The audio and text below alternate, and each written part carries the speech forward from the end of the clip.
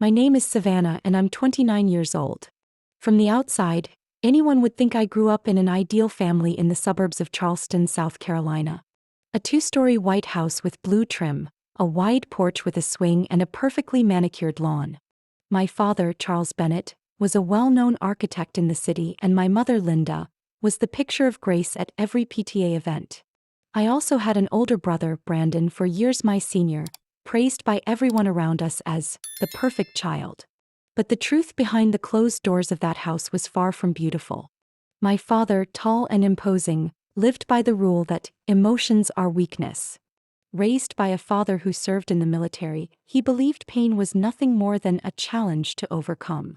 From the time I was small, he imposed that belief on me, expecting me to endure and stay silent, whether it was over a scraped knee or a broken heart. My mother seemed gentle on the surface, but she valued keeping the family's image intact above all else, even the truth. Whenever I was hurt, if acknowledging it meant losing face, she chose to ignore it. She would whisper, "You have to learn to endure. Brandon would never complain like you." Those comparisons cut deeper than any physical wound. And Brandon, to my parents, he was pure pride.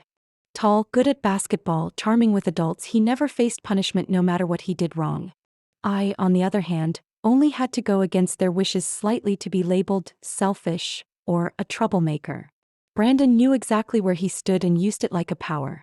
I still remember clearly, when I was 8, Brandon shoved me off my bike onto the gravel road in front of our house.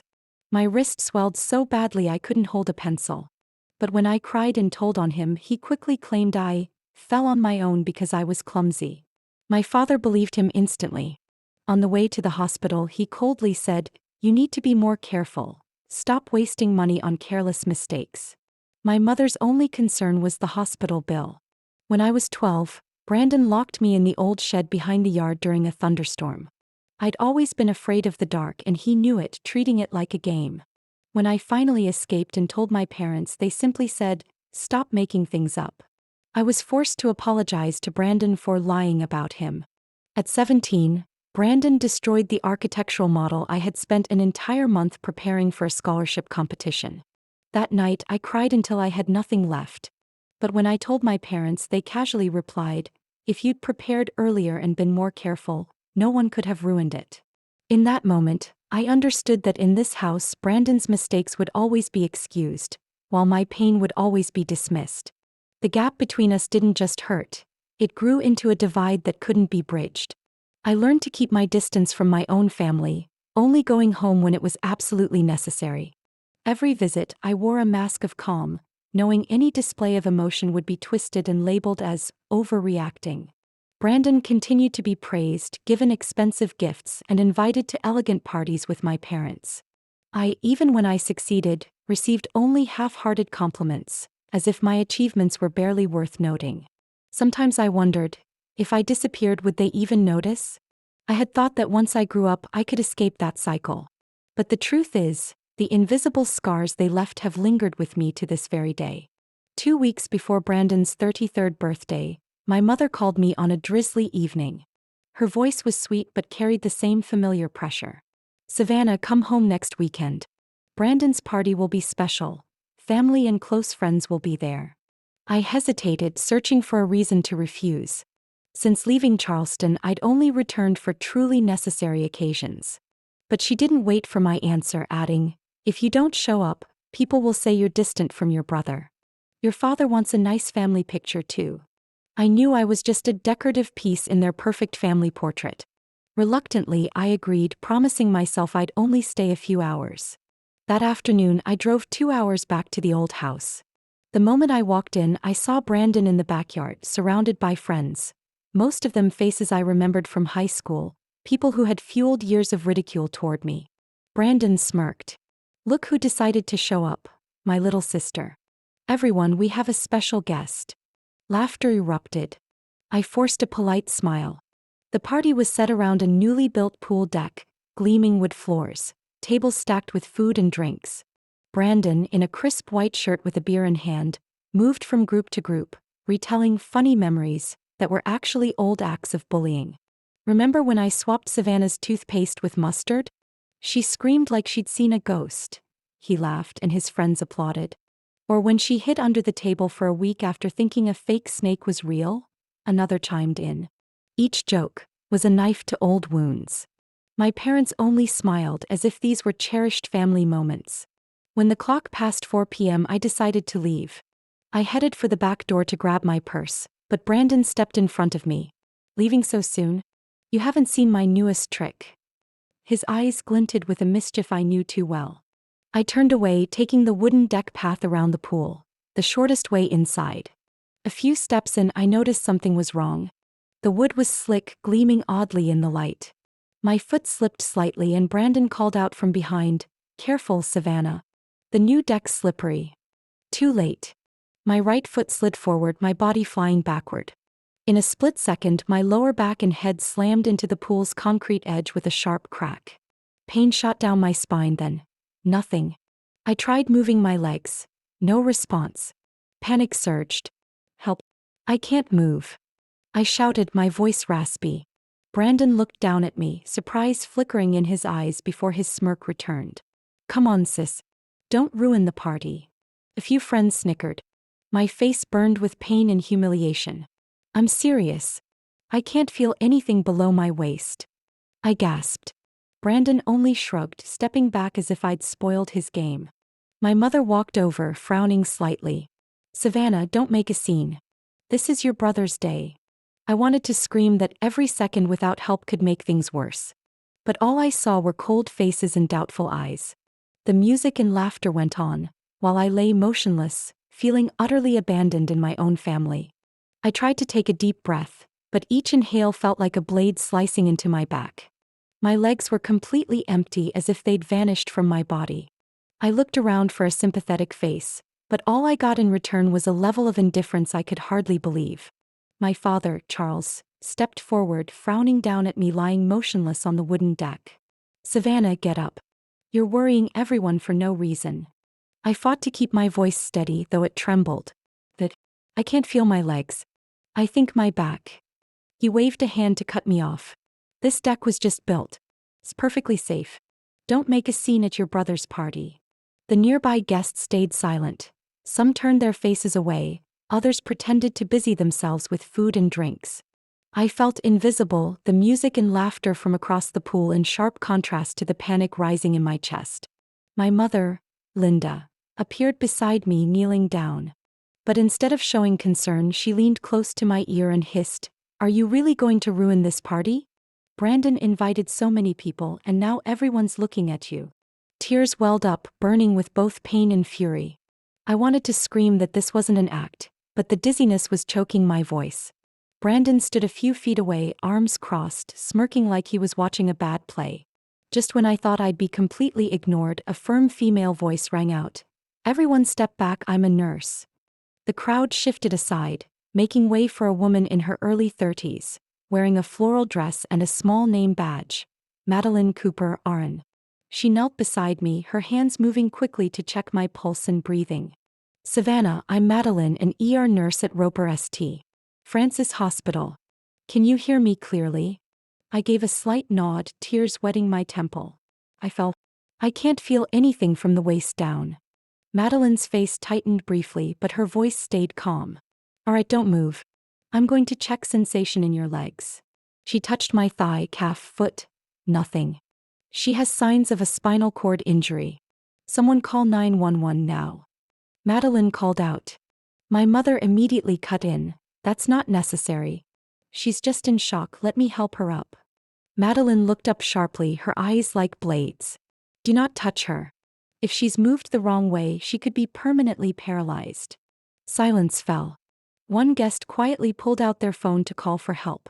Brandon froze when Madeline asked, "Why is this deck so slippery?" He looked away, stammering, "I just poured some of Dad's wood oil as a joke. Thought slipping into the pool would be funny." The air seemed to freeze. Whispers rippled through the crowd, their expressions shifting from curiosity to shock and disgust. My father's fists clenched, but before he could speak, the wail of an ambulance siren echoed in the distance. Minutes later, 2 paramedics, one male, one female, arrived with a stretcher and medical kit. Madeline quickly relayed my condition. Loss of sensation from the waist down, likely lumbar spinal injury, possible mild concussion. The female paramedic, her badge reading Officer Sarah Grant, asked bluntly, "Does anyone know why the deck was slippery?" Madeline answered for me. Her brother admitted to intentionally oiling the deck as a prank. Brandon's face drained of color as he took a step back. Sarah jotted notes quickly while her partner secured my neck with a brace, then with Madeline's help rolled me carefully onto the stretcher. Even with the utmost care, the pain was so sharp I bit down hard to stop from crying out. Before wheeling me away, Sarah told my parents, "We'll be notifying the police. This isn't a simple accident." My father opened his mouth to object, but Madeline cut him off. Her brother's statement is clear. Documentation is necessary to protect the patient.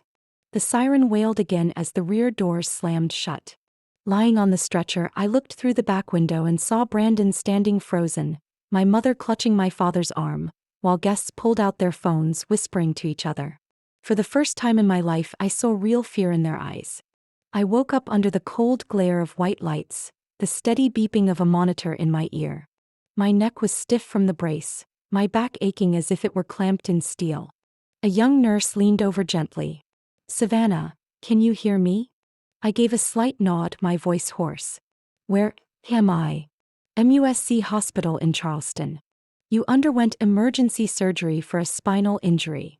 Before I could ask more, a silver-haired woman in a white coat stepped in. Rebecca Martinez, neurosurgery. She sat down, her expression a mix of gravity and kindness. "Savannah, you fractured and shattered vertebrae at T12L1, compressing your spinal cord. We removed bone fragments, relieved the pressure, and stabilized your spine with metal rods.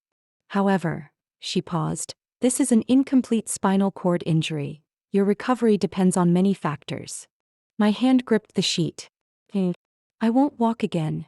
She didn't promise but didn't crush hope either. "Some patients regain some feeling or movement, others don't. We'll start rehab soon, but you should be prepared to use a wheelchair for a long time, possibly for life." My heart plummeted. In my mind, I still saw the slick wood floor, Brandon's smirk, and my parents' cold faces. Martinez's hand was firm on my shoulder. "You survived a dangerous fall. Now the priority is recovery." She left, replaced by 2 officers. "I'm Detective Laura Simmons, this is Officer Jake Miller. We need your statement about the incident at the Bennett residence." I recounted everything, from the party, the mockery, to the fall. I emphasized Brandon's admission about deliberately oiling the floor in front of witnesses. "Brandon Bennett was arrested last night for causing severe injury through reckless conduct," Officer Miller said. "Your parents are under investigation for delaying medical aid and obstructing help." My eyes closed, a mix of relief and bitterness. They'd always escaped consequences until now. When they left, I realized, not one call, not one message from my family all day. That evening, Madeline, the nurse from the party, visited. She smiled warmly. "If I hadn't stepped in, they'd have pulled you up and put you in a chair. The damage could have been far worse." My voice broke. "Thank you for believing me." She shook her head. "No one deserves to be treated like that, especially by their own family." After she left, I stared at the sterile ceiling. The fall had taken the feeling from my legs, but it had also stripped away the illusion of a perfect family they paraded for the world. From this moment on, I knew I'd never be the same, physically or in faith. 3 months after I was admitted to the hospital, the criminal case against Brandon and my parents went to trial. The prosecutor kept stressing that this was not an unfortunate accident, but a deliberate, dangerous act, and that my parents' delay in calling for emergency help had worsened the severity of my injury. Testimonies from witnesses, especially Madeline and the EMT team, became key evidence. On sentencing day, I sat in my wheelchair in the victim's row, my hands ice cold. Brandon lowered his head, his voice hoarse as he pled guilty to reckless endangerment causing serious bodily injury. The judge sentenced him to 5 years, including 2 years in prison and 3 years of probation with a no-contact order unless the court allowed it. My parents also had to hear their verdict. They were sentenced to 2 years of probation, 400 hours of community service, and mandatory participation in a family responsibility counseling program. When the judge read the phrase "failure to provide emergency medical assistance to their biological daughter," I saw my mother flinch, while my father stared straight ahead without showing emotion. The criminal part was over, but I knew I had another battle ahead: the civil lawsuit. My attorney, Michael Grant, had been preparing the case since my early days in the hospital. He told me bluntly, "Savannah, this injury will affect you for life. You need a substantial financial fund to cover long-term care, rehabilitation, and all necessary changes to your daily living." At first, the thought of suing my own parents made me uneasy. But then I remembered lying motionless on that hardwood floor, pleading for help, and their silence. This was no longer about family ties. It was about survival. The civil mediation was tense. Their lawyer tried to reduce the compensation, claiming insurance had already covered most of my medical bills. Michael countered with detailed records: lifetime treatment costs, rehabilitation, home modifications, assistive devices, and lost income from being unable to return to my previous job. In the end, we reached a settlement. The family's insurance company would pay $1 million, and my parents would be forced to sell their Charleston home and withdraw from their retirement fund to add $2 million. This money would go into a trust in my name, strictly for medical care, rehabilitation, and necessary living expenses. On the day the papers were signed, I didn't look them in the eye. My mother gripped her purse tightly, her lips pressed together. My father just signed quickly, then left the room before the session ended. Michael slid the file toward me, his voice low but warm. "I know this isn't a victory that brings you joy, but it secures your future." I nodded and thanked him. No one wants their future to be tied to cold numbers, but at least I knew I wouldn't be left to struggle alone. As we left the courthouse, the Charleston afternoon sun burned hot, the wind carrying the scent of salt from the harbor. I sat still in my wheelchair, closing my eyes for a moment. Everything I'd just been through felt like a deep cut, painful but forcing me to face the truth. The Bennetts were no longer a place I could seek protection. I turned to Michael and said quietly, "Now I can focus on my recovery." He smiled. "And I believe you'll do more than that. I don't know exactly what the rest of my life will look like, but I do know I've just closed a painful chapter to start a new one. One where I make the decisions no longer trapped in the shadow of that family." I moved into the Shepherd Center for Rehabilitation in Atlanta just 1 week after the civil lawsuit ended. This is the most renowned facility in the Southeast for spinal cord injury treatment, with spacious rooms, bright hallways, and a faint scent of disinfectant in the air. On the first day, my primary physician, Dr. Daniel Morris, looked straight at me and said, "Savannah, our goal is not just physical recovery. You're going to learn how to live independently, no matter what your new limits are." My daily schedule was packed. Mornings for physical therapy, afternoons for life skills training. In the therapy room, 2 physical therapists, Lisa and Mark, patiently guided me through movements that once seemed simple: lifting a leg, keeping my balance while sitting, or transferring from my wheelchair to my bed without assistance. Every motion demanded 10 times the effort it used to, sweat soaking through the back of my shirt. In the afternoons, I attended a cooking class for wheelchair users, learning to place utensils at reachable heights, maneuver my body in a tight kitchen, and use adaptive tools. At first, I felt like I was rehearsing for a role I didn't belong in, but gradually regaining control over each action gave me back a sense of autonomy. I also met other patients, each with their own story. Maria, 24, paralyzed after a motorcycle crash. Tom, 42, who lost sensation from the chest down after a climbing fall. We quickly became a small circle, sharing both small victories and moments of frustration. On sleepless nights, we gathered in the common room, listening to music and telling stories about our old lives and our new plans. Outside the center, I received unexpected support from the community. Former colleagues at the elementary school where I used to teach started an online fundraiser to help cover costs my insurance didn't pay for. Some parents of my former students sent encouraging cards, and one even drove 3 hours just to visit. Knowing I was remembered and valued made me feel less abandoned. Friends rotated visits. Clarissa, my best friend from college, always brought my favorite dishes and listened without judgment when I vented. She often told me, "Savannah, every step you take is a win. Don't compare yourself to the past, compare yourself to yesterday." After 5 months, I began trying to stand between parallel bars, my legs braced in metal splints, hands gripping the frame. The first time, I trembled so much I thought I'd fall, but Lisa gently squeezed my hand and said, "Trust your legs even if it's just for a few seconds." I stood for 8 seconds. The feeling was like a warm current running through my body, a real spark of hope. From then on, I worked to add a few more seconds each week, then a few steps. By the 8th month, I could walk short distances slowly with a walker and leg braces, though I still relied on my wheelchair most of the time. Every step was a test of both strength and will. Some days my muscles cramped in sharp pain. Other days my knees felt so weak that the walker carried nearly all my weight. But I never gave up. The night I reached 10 consecutive steps, I video called Clarissa. She cheered like she'd witnessed a miracle. "I knew you'd do it. Next time you'll walk from the start of the hallway to the window. Just watch." I laughed, but inside I knew the road ahead was still long. Still, the past 8 months had taught me something important. I was no longer dependent on my family's approval or half-hearted affection. I had built a new circle where support came from people who truly wanted to see me strong and happy. And I knew that every day here was not just helping me regain mobility, it was preparing me for the day I leave the center, ready to step into the world as a completely different Savannah, steadier and no longer afraid to stand alone. After 8 months at the Rehabilitation Center, I began intensive therapy sessions with Dr. Elena Carter, a specialist in family trauma. In our very first meeting, she said something that left me silent for a long time. "Savannah, the fall at the party was just the final drop. The real damage began years ago." We revisited memories from my childhood. The times Brandon teased me until I cried, my mother's haunting comparisons, and my father's indifferent gaze whenever I sought protection. I realized I had been living in a loop, always trying to prove my worth to people who never truly wanted to see me.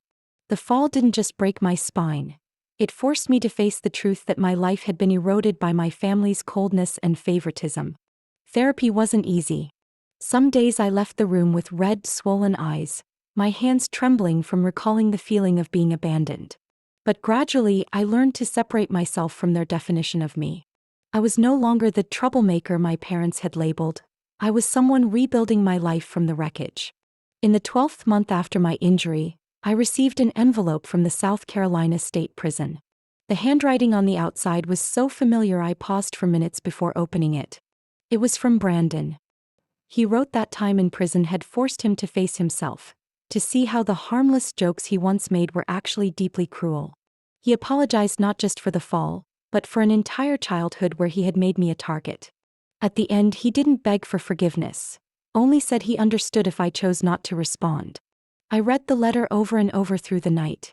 Part of me wanted to believe it was genuine remorse, but another part wasn't ready to lower the guard I had built for so many years. I tucked it into a drawer knowing I would have to decide someday, but not now. As for my parents, since the civil trial, they hadn't reached out once. I heard through acquaintances that they had sold the house in Charleston and moved to Sarasota, Florida. They told their new neighbors I'd been injured in a slip-and-fall accident, avoiding every real detail. Hearing that stirred no anger, only a strange sense of absolute detachment. As the absence of blood family became more obvious, I began filling it with another kind of family, the people who stood by me in my darkest days. Madeline, the nurse who saved me at the party, visited often with my favorite peach cobbler. Clarissa, my best friend from college, still called every Sunday evening to check if I was eating well. Lisa and Mark, my 2 physical therapists, not only helped me walk again but also taught me not to fear falling once more. These people didn't share my blood, but they listened, believed in me, and respected my boundaries, things I had never known with my old family. We celebrated every milestone. My first time driving with hand controls, my first 20 consecutive steps, or simply a night when I no longer dreamed of falling by the pool. One autumn afternoon, sitting on the porch of my new home with my chosen family, I realized I had stopped waiting for validation from those unwilling to give it. I didn't need them to know my worth. Family, I understood at last, is the place where you feel safe being yourself. And I had found it even if it wasn't where I was born. I knew my healing journey would still be long, but at least now I was no longer walking it alone. 2 years after the accident, my life had changed so much that if someone had told me back then, I wouldn't have believed it. From someone who had just left the ICU with legs that were nearly useless, I was now an active member of a spinal cord injury support group in Charleston. Twice a week, I visited the local hospital or video called newly admitted patients sharing my story, both the worst days and the seemingly small moments that felt like victories. We called it peer mentoring, Only those who've been through it can truly understand the fear and self-doubt. Some days I simply sat and listened to a young patient cry because they couldn't accept their new reality. Other days I helped a mother of 4 practice transferring from her wheelchair to the couch without assistance. Every time I saw someone smile after weeks of gloom, I knew I was doing the right thing. It was at the same rehab center where I met Thomas, a physical therapist newly relocated from Seattle. At first, I saw him only as a colleague since we often worked together during training sessions. But Thomas was different from anyone who had entered my life before. No pity, no invasive questions, no attempt to save me. He treated me like any other person, respected my boundaries, and still challenged me to push past my comfort zone. We started grabbing coffee after work, then joined an adaptive sports project for people with disabilities. Our relationship grew from simple, everyday moments. He took me to the beach at sunrise, bringing a special chair so I could sit at the water's edge. I helped him rebuild his balcony for a vegetable garden. No grand promises, just steady, genuine presence.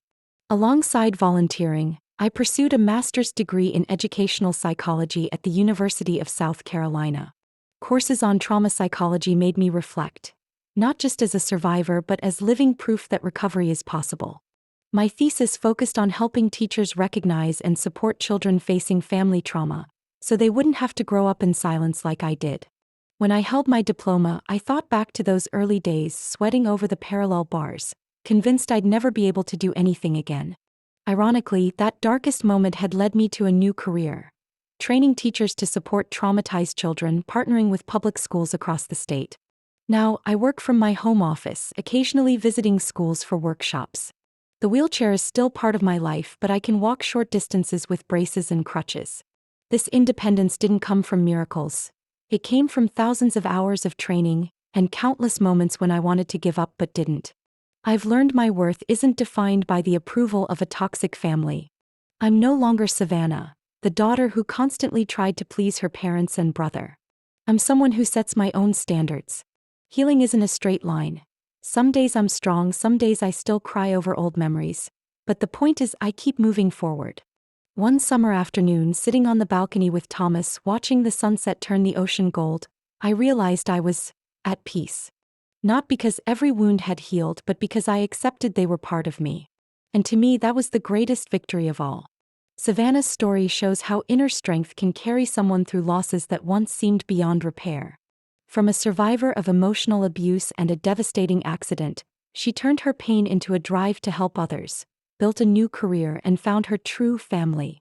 Her life today proves that self-worth isn't defined by blood ties and that healing, though never a straight path, is always possible if we keep moving forward. What do you think about Savannah's journey and how she's redefined the meaning of family? Share your thoughts in the comments, and don't forget to follow the channel for more heartfelt, emotional family stories to come.